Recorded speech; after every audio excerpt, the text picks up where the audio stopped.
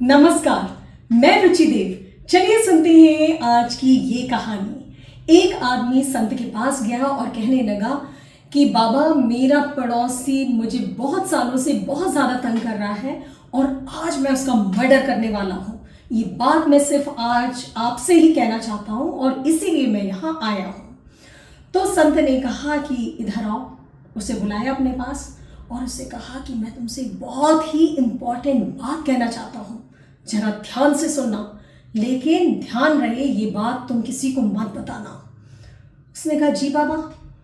तो संत ने कहा कि आज से ठीक 6 महीने के बाद तुम्हारा पड़ोसी मरने वाला है, तो तुम इसका मर्डर क्यों करना चाहते हो और अपने परिवार को मुसीबत में डालना चाहते हो, खुद जेल जाना चाहते हो?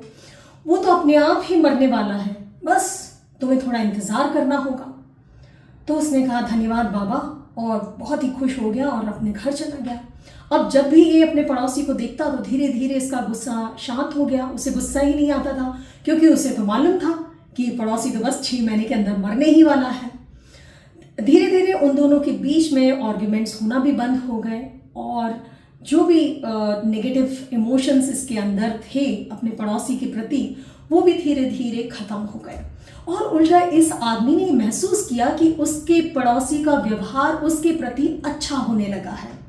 अब एक दिन ये आदमी फिर से संत के पास गया और कहने लगा कि बाबा, अब तो सिर्फ कुछ ही दिन बचे हैं 6 महीने पूरे होने में, और मुझे अपने पड़ोसी के जीवन की और उसके परिवार की बहुत ही ज़्यादा फिक्र हो रही है। बाबा, कोई उपाय बताइए ताकि इसके जीवन की रक्षा हो सके। संत मुस्कुराए और कहने लगे कि मैंने तुमसे कब कहा कि तुम्हारा पड़ोसी मरने वाला है? मैंने तुमसे कहा था कि तुम्हारे अंदर की नफरत और जो गुस्सा है उसकी मौत के बारे में मैंने कहा था। अब दोस्तों, ये सच है कि हमारे अंदर जो भी नेगेटिव इमोशंस हैं, हेट्रेट, एंगर, उसका रिफ्लेक्शन हमें दूसरों के व्यवहार में दिखाई देता है। इसीलिए ज़रूरत है तो सिर्फ अपने आप पर काम करने की, क्योंकि दूसरे तो सिर्फ हमारा आईना ही है। तो चलिए दोस्तों, अगले सोमवार हम फिर सुनते हैं एक नई कहानी मेरे चैनल ब्लूम विद रुचि देव पर शाम 5 बजे।